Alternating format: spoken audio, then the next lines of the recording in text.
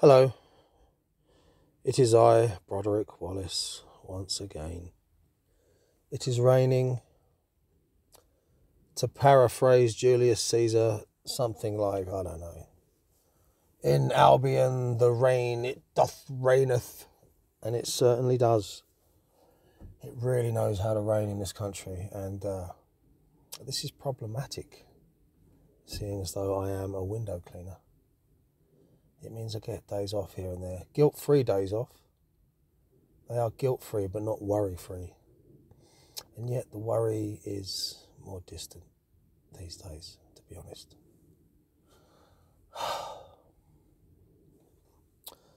So that's hello. Now, this is a perfect opportunity.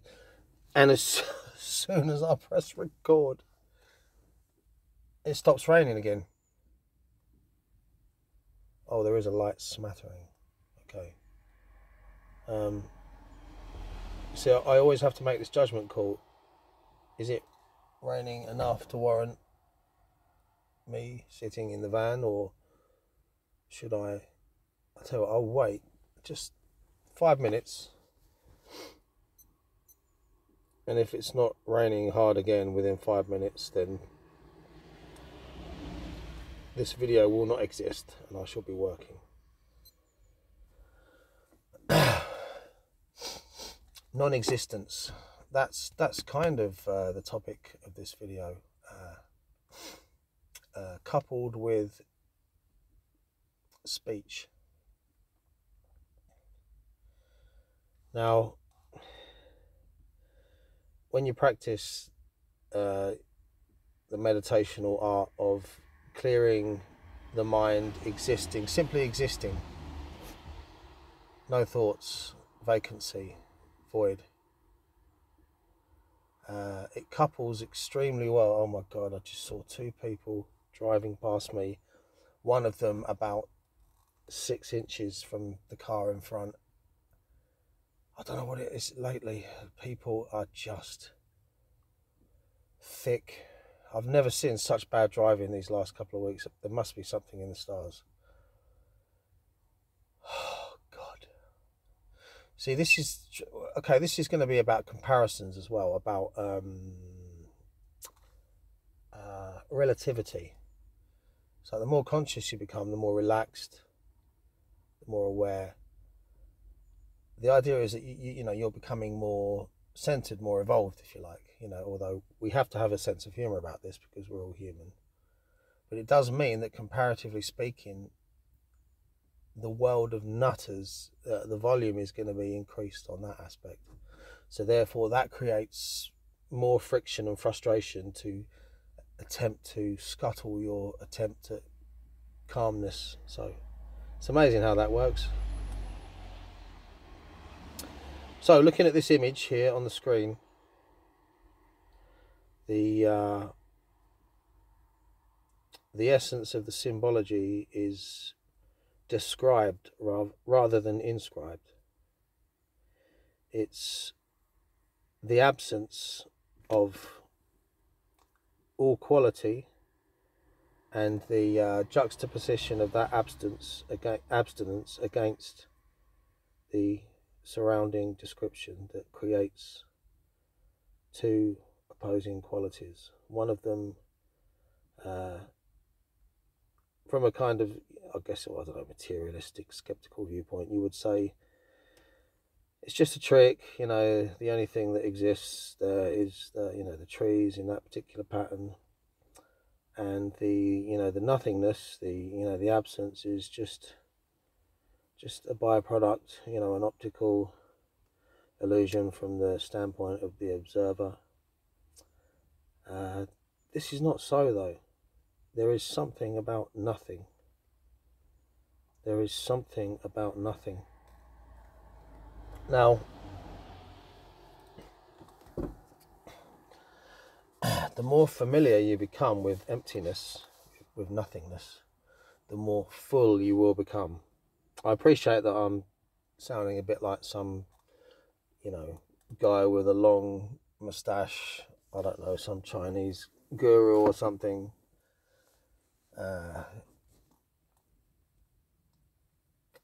basic entry level, you know, paradoxical speech, but it's true. But that nothingness that you bring into daily life, that fullness of the void and that calmness, beyond the things that I can't really go into in this video because this is an extremely deep subject, but this will come up in future, and it will come up in print, as I've, you know, talked about. It's the juxtaposition of going back to normal. Well, it's never normal, is it? But going back to life, physical life. It's the juxtaposition of that emptiness against normal functioning that creates its essence, its quality, its benefit. In the same way that it's said that there are only, well, I mean, they say, you know, they say there's only two elements, but you could take that back to the all, the one, couldn't you? You could say there is only the one. But then you could say, well, perhaps the one is birthed from the negative quality. In the beginning there was absence, nothingness. So does that make, if we looked at the Kabbalah, Binah, is there a possibility that we could kind of rearrange the tree? Not really, because that's already taken care of in Kether. It does describe the unquality, this nothingness. So it already exists there. So it's like, well, what's the difference then between Kether and Binah? Well, I guess it's just at a different stage in creation, or the unfolding of consciousness. It's a different branch on the tree, or you know, however you would want to frame that. So this, for me, I mean, it makes a lot of sense.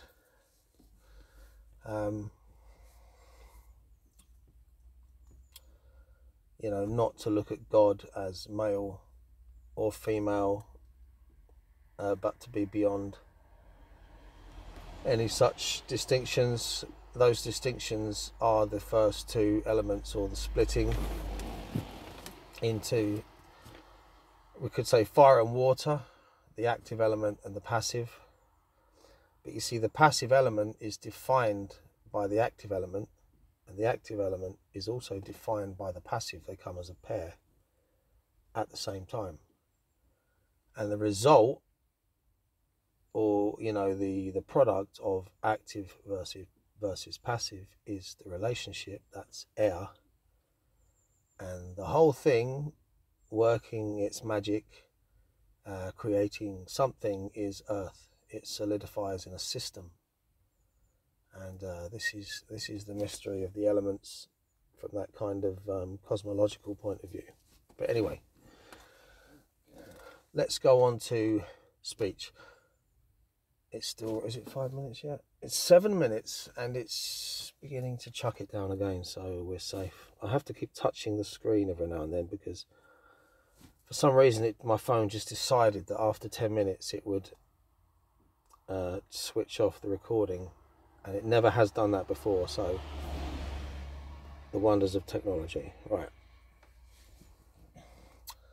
Yeah, I was having a chat yesterday with some friends about improving speech, about, you know, not swearing, about being more conscious about words. And this is good. Of course it's good. Like, we're always pushing forward, we're always striving to be better. That's part of the, you know, the spiritual journey. But there's also a polarity in that, isn't there? And the way that I would describe this this polarity, and perhaps even a negative possibility, is, I know as a musician, when I was recording guitar, if you look at every note in a musical passage as the words in a sentence, you can make the parallel. The more worried you are about every note being just right and the whole sequence flowing perfectly, the more likely you are to stumble. And this is often described by the term red light fever. As soon as the recording light goes on, it's like, oh shit, all the pressure's on, this needs to be right. Now I'm overly caught up in the result. And this relates to meditation, doesn't it? Being overly caught up in the desire for perfection, for the result. But if you don't pursue result, or if you don't pursue a course of action that leads to result, then you stagnate. So it's like, well, what do you do? The answer is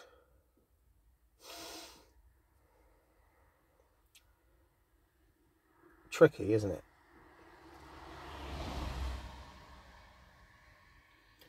See, the more experienced you become with nothing, the more patient you become.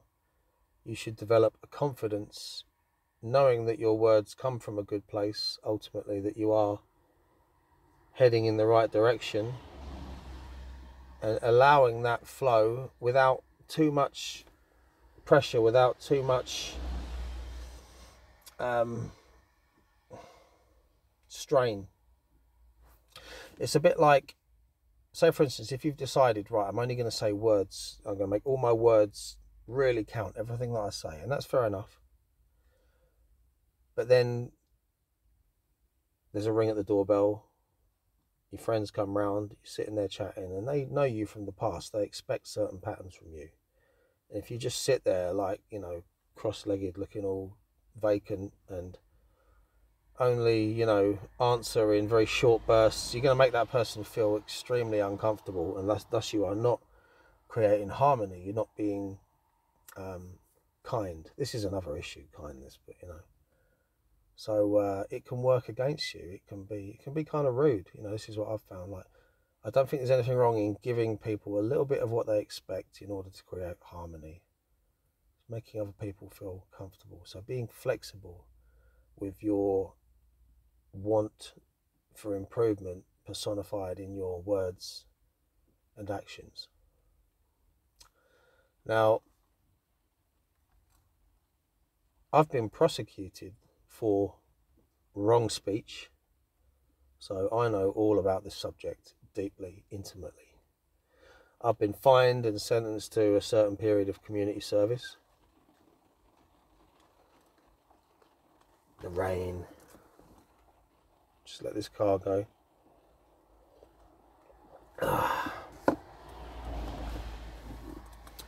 And I did say to the supervisor, look, you know, I'm a window cleaner anyway, I've got all the gear in the van, how about I just clean the windows? We were at a primary school. He was really happy about that, so they set me to work cleaning windows, and it was a good way of kind of reframing things, like instead of seeing it as I'm working for nothing and I shouldn't be here and it's because of someone else, and it was like, oh, just making this place cleaner for the kids. That was a nice way of thinking about it. And my teacher's proclamation when he heard the news of this is a marvelous opportunity to demonstrate balance in the face of adversity, I was a little bit skeptical in the moment, but as time progressed, this did indeed happen. So bear in mind, I've always seen myself very much in the middle and adaptable anyway when it comes to the kind of English person that I am, or the kind of British person that I am. I can adapt to chatting with someone in a bookshop about books, or I could work with a load of guys on a building site, or I could be whatever I wanted to be. I can adjust. But even there's again, if we talk about polarities, people who are really, really posh, they make everyone feel uncomfortable around them, and it's all like a game of superiority. And it's kind of natural in a way. It's like it's just what they're used to, but it's still too much. And people who are really goddamn rough, and you know exactly the kind of people I'm talking about. Anyone from the US, you'd have your word to describe them. We have our words to describe them. There is a class below working class,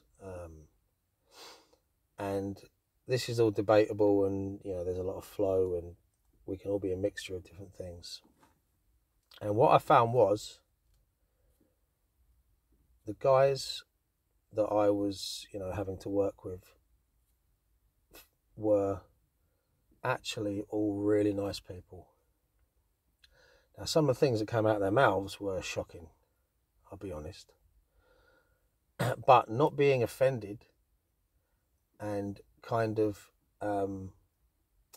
getting into the flow of things enabled me to harmonize and create harmony. And what I would do is every lunch break, I haven't quite finished this yet, so I'm still carrying on. Got 3 sessions left. I would nip off from the other guys. So in a way, I'm kind of leaving the bonding stage, really. Lunchtime, everyone's having a cup of tea and a chat. I would leave that bonding stage and just go and do my meditation. And you'd think that when I come back to a bunch of, very much working class guys, and I'm very, I have one strong foot in that camp too, so I know how it rolls. You would have thought that they would be kind of weirded out and slightly aggressive. Now, obviously you're going to get a few cocky comments, but for the most part, everyone was fascinated and they asked lots of questions. And what were they fascinated by?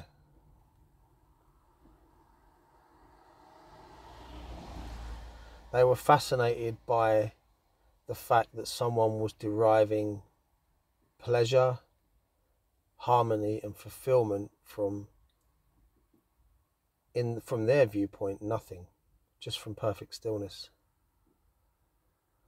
And I did find that my inner state did resonate out into the world, that I, made kind of friendships with these guys, and, turn up the next session, hey dude, how you doing, punch to the fist, and,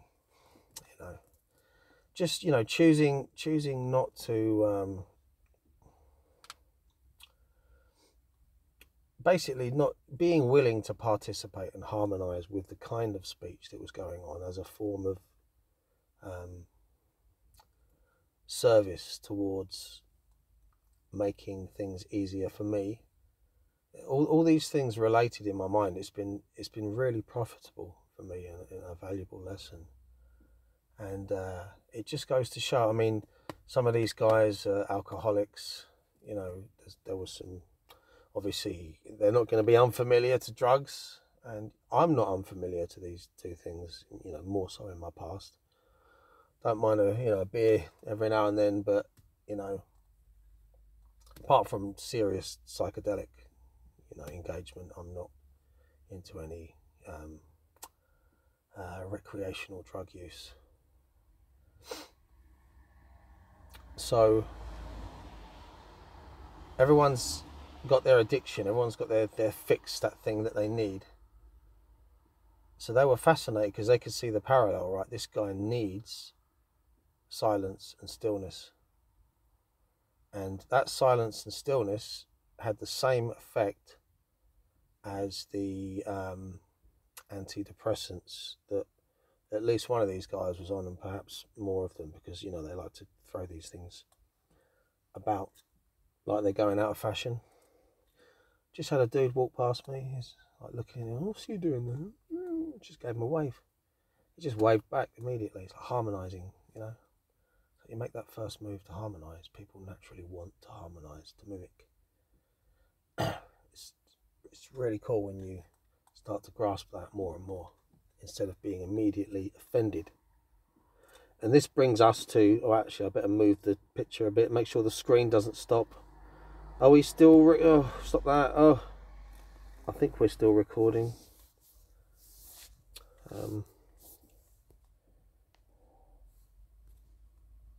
Yeah, we're still recording, great. Anyway,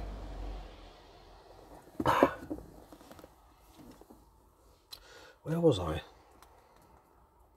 Harmonization, speech. Yeah, when I was doing this job, cleaning the windows, which is still ongoing at this point, every weekend, there was a plaque on the wall for the school children. Now, I do appreciate that there's a difference between school children and adult life. I do get that difference, so I'm not being hyperly critical. I understand it. But still, there was a contradiction there. When I read down the rules for the schoolyard, one of them was We don't. Something. Okay, well, let me think. Let me think. What was it? We don't hurt anybody else's feelings. Basically, no bullying or nasty language, this kind of thing. We don't hurt anyone else's feelings. And then further down the list, it said, we always tell the truth. See how they're not compatible. They are, to some degree, mutually exclusive. This is okay at school, but I did think that this was a kind of like a microcosm of the macro problem going on, in the decline of the West at the moment, and all this mental polarization that's going on that is very telling of the mind state. And it's true. You see, I think you should be able to say anything you want, and I mean anything, and you will just have to bear the social consequences. Now, if what you're saying leads to the organization of, more serious consequences, I get that. There's always got to be there always has to be a judgment call made somewhere.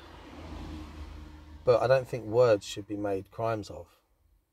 Because what that does is that bolsters the weakness of the capacity to be offended. And what is the capacity to be offended?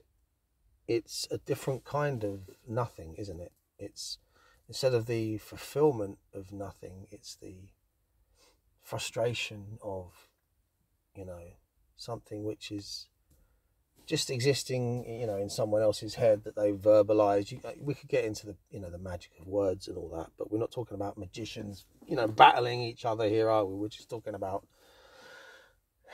people's opinions. It's just grow up, grow some balls, get over it. But no, society is pandering to this. And I've actually noticed that, I'm not the only one, I'm sure you've noticed as well, there's no dislike of someone's picture in Facebook.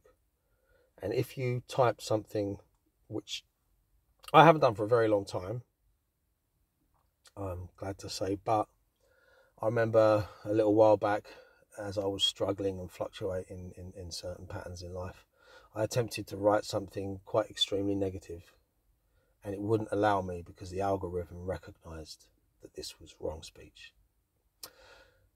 Now, here on YouTube, we used to have dislike to like ratio on a video, but now disliking people's videos has been removed. This is part of the trend.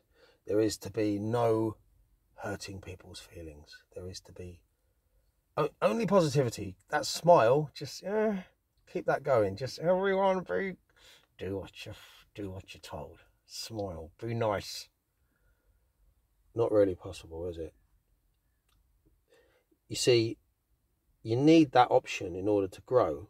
You can't have that option removed from you. You need polarity to grow within, right?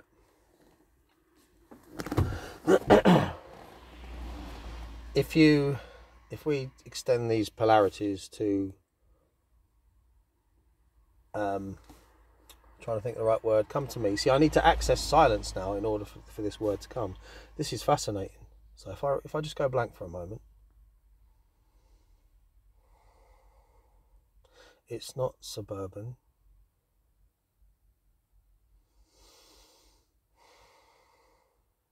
What's the opposite of wild? It's not pacification.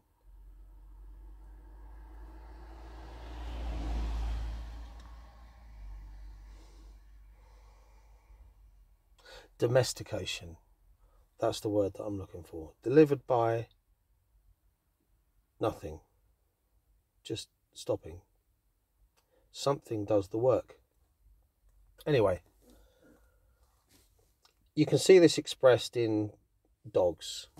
Apparently they come from, some kind of wolf creature that we domesticated, that because it had a use, it would guard the perimeter of the campfire, and it was a hunting companion. Now, within those two polarities of wildness and domestication, there is a nobility there, isn't there? There is a creature that can be trained, but also has the capacity to perform a useful service. But now, as domestication goes to extremes, we end up with some weird little creature poking out the top of someone's purse that if you released it out into the wild, it would last about 5 minutes. This domestification is happening to human beings in modern society.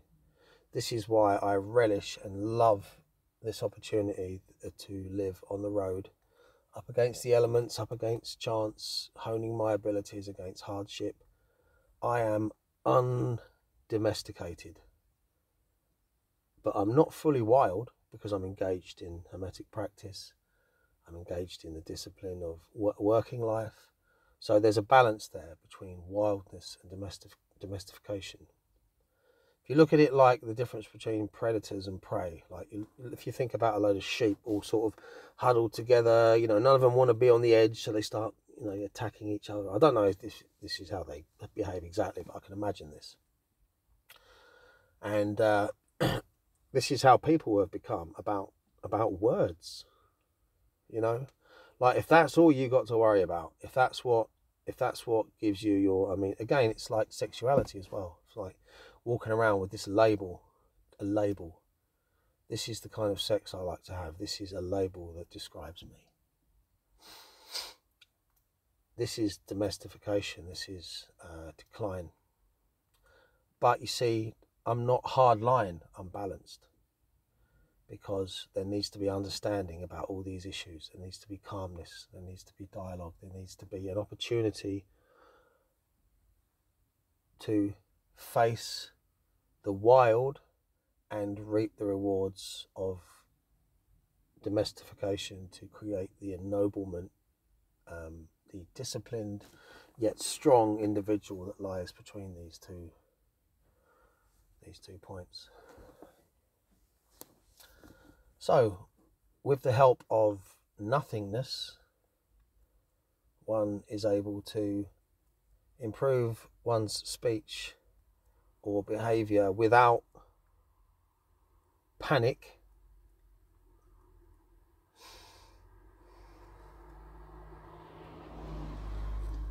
that polarity, that air element existing between wildness and domestification is the warrior priest, if you like.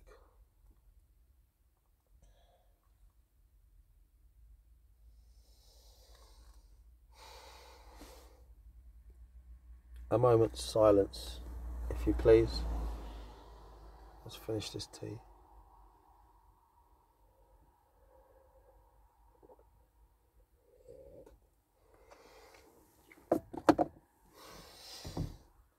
The rain has stopped. What time is it?